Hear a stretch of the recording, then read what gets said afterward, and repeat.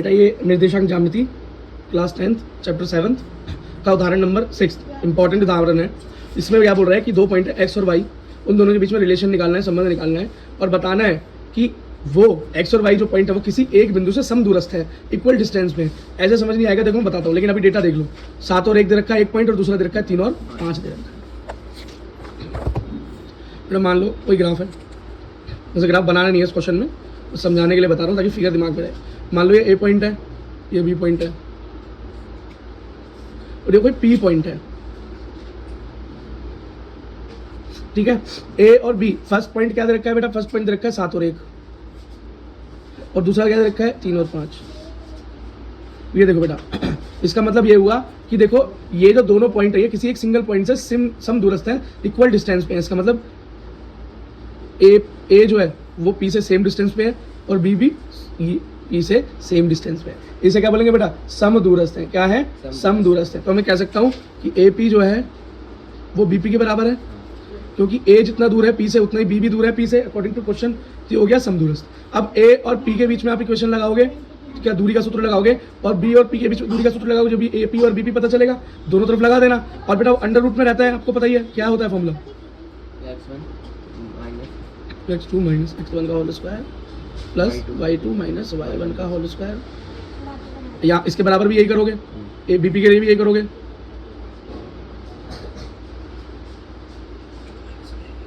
बेटा यहाँ पर इस कंडीशन में क्या करते हैं, जब रिलेशन निकालते हैं आमने सामने, तो हम एक काम कर लेते हैं कि बेटा स्क्वायर कर लेते हैं, दोनों तरफ क्या कर लेते हैं,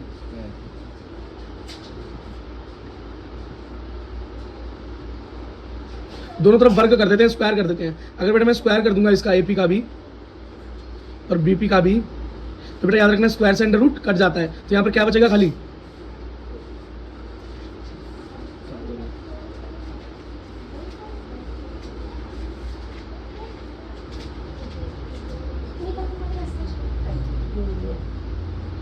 बात समझ में आ गई बेटा?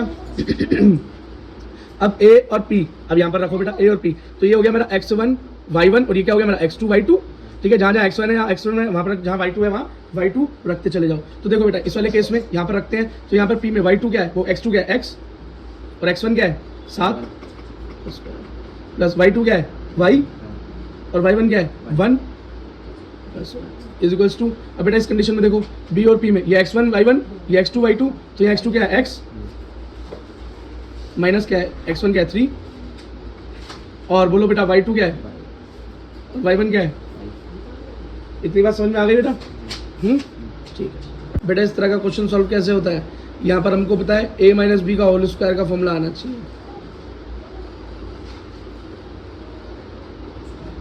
ए square minus B square, A square plus B square minus 2ab, ये फॉर्मूला होता है बेटा, ठीक है। अगर ये आता है आपको तो काम हो सकता है, जरा लगा के देख लो। ए मतलब इस वाले के अंदर लगाओ पहले, तो ए क्या है x और बी क्या है 7, तो ये क्या हुआ x का स्क्वायर प्लस बी क्या है माइनस 7 का square minus 2 multiply x multiply 7 minus का। अब यही फॉर्मूला बेटा इसमें भी लगा दो, तो a का स्क्वायर मतलब y का स्क्वायर, बी का स्क्वायर मतलब माइनस 1 का square plus sorry minus 2 multiply y multiply minus 1। अब इस इक्वल्स टू में जो होगा उसको अभी सॉल्व करेंगे, इससे पहले कर लेते हैं। तो ये आ गया मेरा एक्स स्क्वायर, 7 का स्क्वायर क्या हुआ 7 7 जब 49 और plus plus minus minus plus 2 multiply X multiply 7 7 दूनी 14 minus minus plus X, Y square का Y square plus Y minus 1 का स्क्वायर प्लस 1 माइनस 2 माइनस 1 तो प्लस 2 भाई। इतनी बात समझ में आ गई? ठीक है। तो जो x वाले हैं उनको एक साथ रख लो और जो y वाला है उसको यहाँ रख लो। अब ये 14x plus 2y plus 49 plus 1, तो ये हो गया मेरा x square y square 14x 2y plus 50। अब बेटा इज इक्वल्स टू में क्या है हमारे पास, यहाँ पे ये भी लिखते चलना, ये है x माइनस 3 का होल स्क्वायर प्लस y माइनस 5 का होल स्क्वायर। अब इसको भी खोलो ज़रा, अब इसको बेटा यहाँ खोल लेते हैं, थोड़ा बड़ा खुलेगा। तो a माइनस बी का होल स्क्वायर मतलब x का स्क्वायर -3 का square 2 into x into -3 plus, अब इसमें खोलो बेटा, तो इसमें y का स्क्वायर -5 का स्क्वायर -2 मल्टीप्लाई y मल्टीप्लाई -5, क्या हो गया, x का स्क्वायर प्लस 3 3 जा 9 प्लस 2 है 2 3 6 6x y स्क्वायर 25, 5 का square 25 plus minus minus plus 10, ठीक है बेटा। अब इसको ज़रा ठीक से लिखो तो क्या हो जाएगा, x square plus y square plus 6x plus 10y plus 9 plus 25, कितना हो गया 34, ठीक है। अभी किसके इक्वल हो गया, ये इक्वल हो गया बेटा इसके। अब इसको ठीक से लिख लो एक बारी। हमने स्क्वायर रूट खोल के दोनों को आमने सामने रख दिया, एक्स स्क्वायर से एक्स स्क्वायर गया, वाई स्क्वायर से वाई स्क्वायर चला गया। अब एक्स वाले, अब इसको हमने नॉर्मल लिख लिया, अब एक्स वालों को एक साथ लिया, वाई वालों को एक साथ लिया, और बिना नंबर नॉर्मल नंबर वालों को जो कॉन्स्टेंट नंबर्स हैं उनको एक साथ रख लिया। यहाँ प्लस का उधर जाके माइनस का, जो उधर प्लस था इधर जाके माइनस हो गया। 14x में से x गया तो 8x, 2y में से 10y गया तो बेटा 8y, और इधर बचा 16। 8 को कॉमन ले लिया, इधर भी 8 इधर भी 8 कॉमन ले लिया। 8 यहाँ मल्टीप्लाई में उधर जाके डिवाइड, 8 से 2 पर गया 16, x minus y equals to 2। बेटा ये x पॉइंट और y पॉइंट के बीच में रिलेशन है, और ये एक क्वेश्चन भी इम्पॉर्टेंट है। Example number 9, point P02 A 3K B 5K K की वैल्यू फाइंड आउट करनी है, ठीक है। तो ऐसा समझ सकते हैं, दोबारा से देखो, ये P पॉइंट है, ये A पॉइंट है, और ये B पॉइंट है ना। तो A और P जितना दूर है A और P उतना ही B P से उतना ही दूर है, मतलब AP बराबर BP कह सकते हैं, ठीक है। अब A और B सबके कोऑर्डिनेट दे रखे हैं।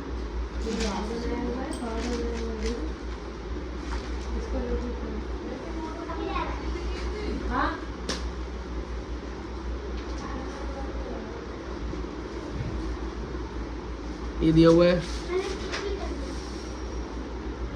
5 दिया हुआ है 0 और 2, ठीक है। ठीक है, चलो सबसे पहले डिस्टेंस फॉर्मूला यहाँ लगाएं, और याद रखें जब ये इक्वल हो तो हम क्या कर सकते हैं, इन दोनों का स्क्वायर भी कर सकते हैं। क्यों, ताकि दोनों का अंडर रूट कट जाए। स्क्वायर हमारे दूरी के फॉर्मूले में हमारा अंडर रूट गायब हो जाए, तो अंडर रूट जब चला जाएगा तो क्या बचेगा खाली,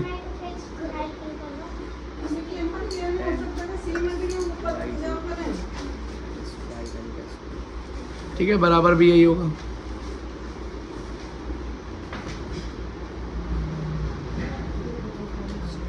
ठीक है, चलो अब यहाँ पर जो यहाँ पर इस केस में x1 ये रहा, y1 लगा दो, x2 गया 0, y2 गया 2। यहाँ पे अब ये x1 और ये y,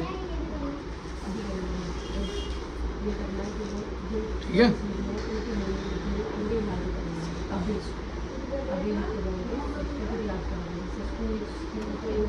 जीरो में से 3 गया तो -3 का स्क्वायर,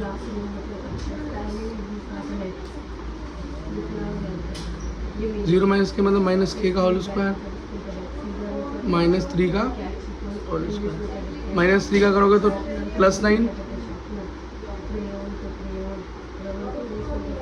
-k का स्क्वायर करोगे तो k का स्क्वायर रह जाएगा खाली, 3 का स्क्वायर करोगे तो 9 रह जाएगा, क्योंकि 3 3 या 9 माइनस माइनस प्लस। इतनी बात समझ में आ गई, ठीक। हमने यहाँ पर वैल्यूज पुट कर दी, 0 में से 3 गया माइनस, ये माइनस का 3 2 माइनस k, 0 में से k गया -k, 2 में से 5 गया -3 का स्क्वायर, 3 का स्क्वायर के 3 आ गया, -3 का स्क्वायर 9 मतलब 9 आ गया, यहाँ भी 9 आ गया, 2 माइनस k का square equals to k minus k का स्क्वायर करोगे तो प्लस k का स्क्वायर हो जाएगा, 9 से 9 कैंसिल, a माइनस बी का होल स्क्वायर होता है a square plus B square -2ab, तो यहाँ पर a एरा b एरा लगा दिया, तो a का स्क्वायर -2k का plus -k square -2 into a into b. अब जब मल्टीप्लाई यहाँ k स्क्वायर आया, मल्टीप्लाई किया तो क्या आया 4, -k स्क्वायर का आया k स्क्वायर, तो 2 दूनी 4, मतलब 4 2 2 जब 4 into k 4k plus plus minus 4k equals to k square से k square cancel 4k 4 plus 4k equals to 0। अब 4 के इधर ये 4 इधर जाकर माइनस का 4 के इजकल्स टू -4 या 4 मल्टीप्लाई में इधर जाकर डिवाइड में कटा माइनस का 1 आंसर आ। एग्जाम्पल नंबर 8 देखो बेटा, वेरी इंपॉर्टेंट क्वेश्चन। अब यहाँ पर क्या दिया हुआ है, पॉइंट दिया हुआ है ABC, ठीक है। अब ये कह रहा है कि प्रूफ करो, देखो क्या ये समद्विबाहु के पॉइंट्स हैं, समद्विबाहु त्रिभुज के पॉइंट्स हैं। तो बेटा समद्विबाहु त्रिभुज होता क्या है, पहले सबसे पहले तो ये देखो, अगर ये मान लो ये त्रिभुज है, समद्विबाहु का सम मतलब समान, मतलब इक्वल, द्वि मतलब दो, 2 साइड्स। तो एक ऐसा त्रिभुज जिसकी 2 भुजाएं आपस में बराबर हों, वो क्या होता है, समद्विबाहु। अगर बेटा मैं इस पॉइंट को A मान लूँ, B मान लूँ, C मान लूँ, फिर AB निकालूँ, फिर BC निकालूँ और फिर AC निकालूँ, अगर ये निकालने के बाद मेरी कोई भी 2 भुजाएं आपस में बराबर आ जाए तो मैं कह सकता हूँ कि वो एक समद्विबाहु त्रिभुज है। तो वो बहुत आसान है, बस देखो बेटा क्वेश्चन यही खत्म हो गया। अगर आप इतनी बात समझ गए, क्वेश्चन की दी एंड हो गई। पॉइंट्स मैं लिख देता हूँ, आप देख लेना क्या क्या है। A, B और C। A क्या दिया हुआ है देखो, 8 और 2। B दिया हुआ है बेटा 5 और -3 और C दिया हुआ है 0 0, ठीक है। सबसे पहले A भी निकालोगे, A भी भुजा, तो दूरी का सूत्र लगाओगे,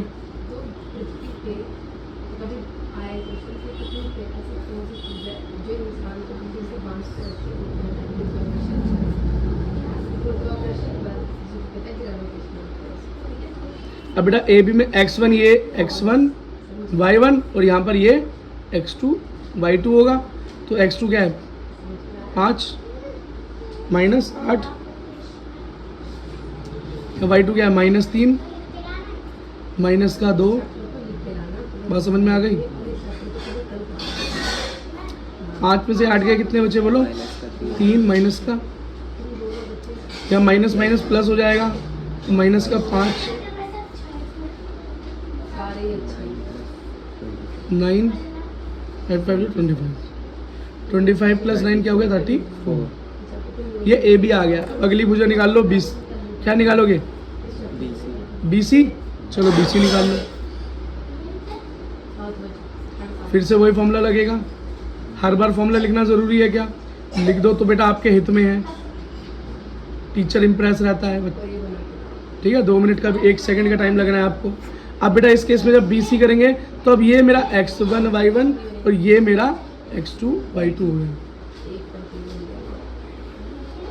ठीक है। अब जरा पुट करो,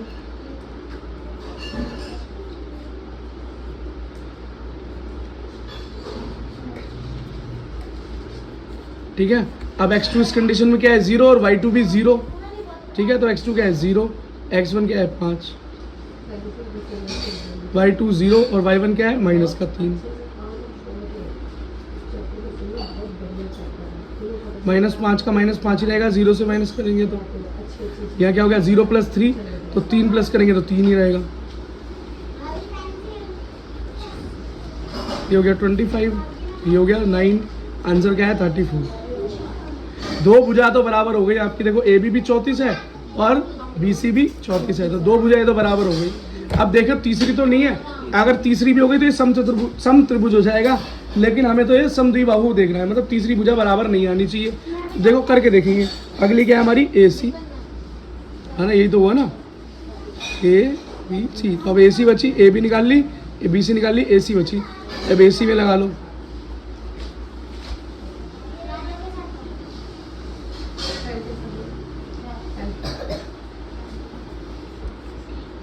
अब A पॉइंट मेरा क्या था, C मेरा क्या है याद करो, A पॉइंट है मेरा 8 और 2 और C पॉइंट है मेरा 0 0।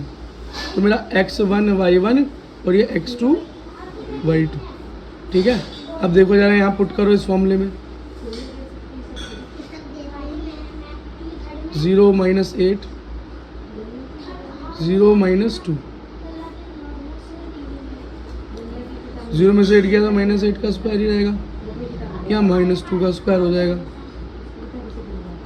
8 8 64 4, 68 और ये नहीं है बराबर, इसका मतलब ए बी बराबर बी सी है और बी सी बराबर ए सी नहीं है, इन दोनों के बराबर।